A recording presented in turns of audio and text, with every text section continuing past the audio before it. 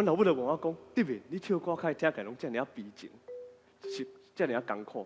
我就甲阮老母讲，我若是无安尼唱歌，去互厝边听到，我就会更加艰苦啊。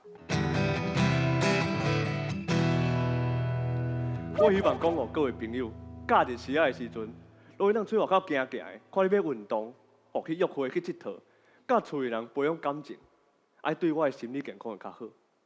因为安尼，我就咱厝里大声唱歌，呀！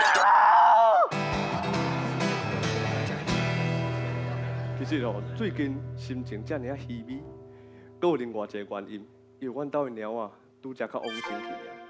所以讲咧，阮今年过一冬以后，已经准备好势啊，阁饲第二只细只猫啊。细只猫啊吼，胃口无讲介大，所以讲一盖罐头干若食一半。为着解决这个问题，我决定要饲第二只。你价字一定要足清楚。你若讲到阮大家听无，阮就认真，认真你第三句阮就听袂清楚啊。好，这是你今仔日这个先讲为头一句开始，迄个啊，我就咧问讲，这句是啥物啊？后壁要注意，第一，阮先看你讲你的笑点有强无？第二，你的时间有抓了拄啊好无？第三，你的态度，你的迄个把你练规矩，你的表演感觉安怎？所以讲真严格。